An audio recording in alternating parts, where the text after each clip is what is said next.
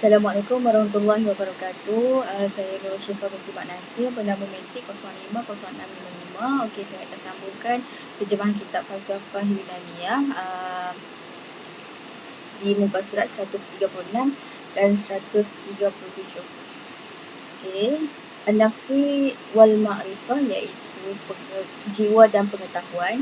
Min ahum mabahis Aristo fil falsafah atau bi'iyah ra'yahu fil nafsi al-insaniyah khasah wa nufus amah thumma fi kaifiyah tahsilin nafsi al-insaniyah bi ma'arifiha wa kama huwa sya'nu Aristo fi naqdihi lisabiqihi qabla an yu'athis madhabuhu fi mas'alati ma كذلك يعرض لنقد أستاذه أفلاطون في تحديده للنفس الإنسانية وتقسيمه لها إلى أجزاء مختلفة.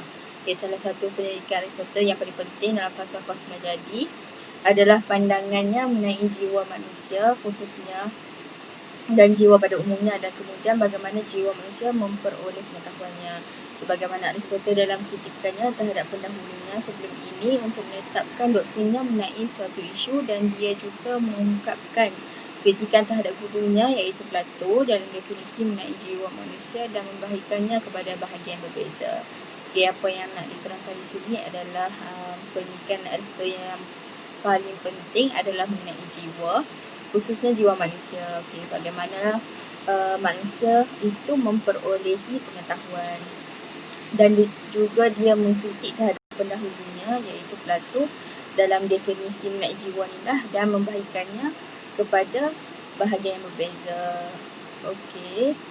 Wa 'alal fawzi yantaqidu Aristo li bayani nufus al-mawjudat at-tabi'iyyah wa man bainaha an-nafs al-insaniyah kal quwwah al-khafiyah allati tanzim asy-syai' wa tahaqquqi lahu al-insijam fi sayrihi minal huyula ila surah ya nafsuhu fa nafsun nabat ya al-quwwah sariyah fihi allati tahliu lahu al-jismiyah an-namiyah wa ala wajhi akmal wa nafsul hayawan hiya kadzalika al-quwwah as-sariyah fihi allati tahliu lahu al-jismiyah an-namiyah al-hasah ala wajhi akmal wa hakadha. Okey, Aristotle segera bertindak menjelaskan tentang teori mengenai jiwa eseks semajadi, dan di antaranya ialah jiwa manusia, iaitu kekuatan tidak dapat dilihat itu yang mengatur sesuatu dan memastikan kesesuaian padanya dalam menggerakkannya daripada perkara kepada gambaran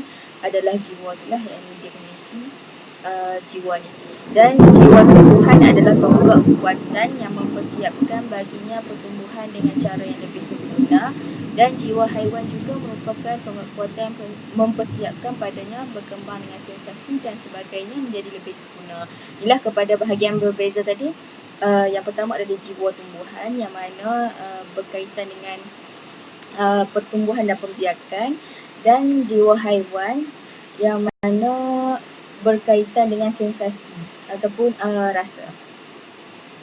Kemudian kullama irtaqa al-mawjud ratbata irtaqat nafsuhu li raqiyahu kadzalika fan-nafsa fi nazari Aristo hiya mabda'ul hayah alladhi yuqabilu 'adamul hayah wal awwal min sifatil maddah al-udwiyyah bainama الثاني من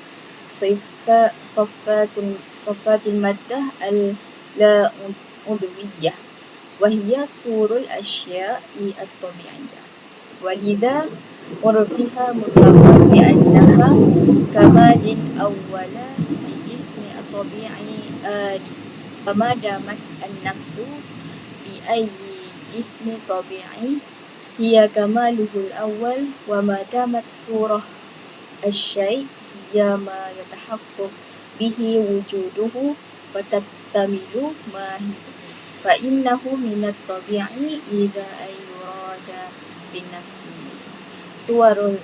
صور الأشياء.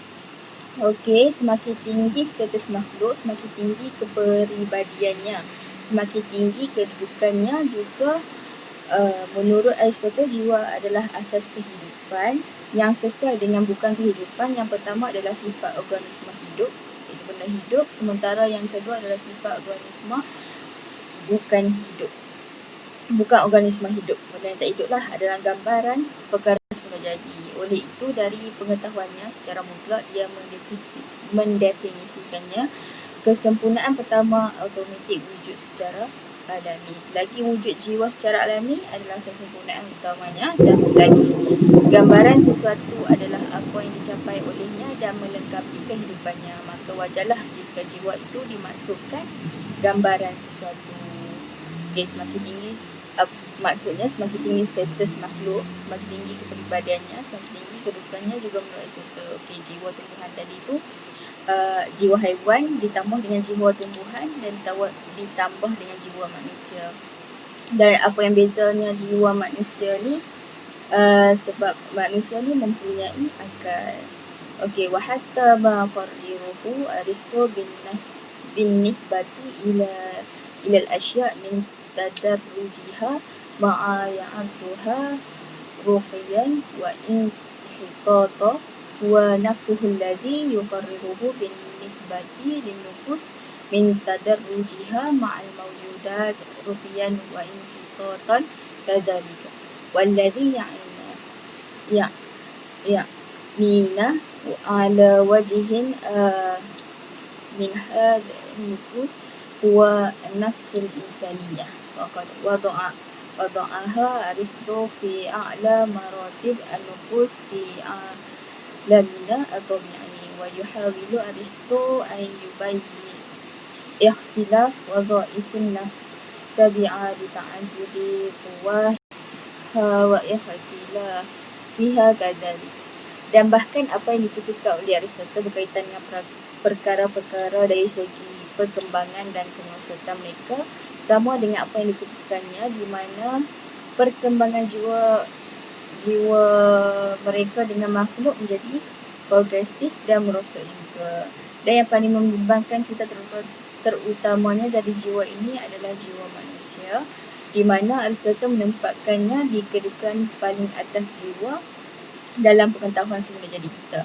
Aristotle menjelaskan perselisihan dengan menunjukkan bahawa fungsi jiwa berbeza-beza mengikut kepelbagaian mereka dan perbezaan mereka juga. Okey, maknanya tiga jiwa yang dikategorikan oleh Aristotle iaitu jiwa tumbuhan yang berkaitan dengan pertumbuhan dan pembiakan, jiwa haiwan iaitu berkaitan dengan sensasi iaitu rasa, dan yang paling tinggi sekali jiwa manusia, disebabkan perbezaan di antara jiwa tumbuhan dan jiwa manusia ni adalah disebabkan manusia mempunyai akal. Okey, itulah yang dimaksudkan dengan semakin tinggi status makhluk tu semakin tinggi kepribadiannya. Okey, setakat itu sahaja pembentangan saya pada hari ini, dan akan disambungkan oleh orang seterusnya. Sekian, terima kasih.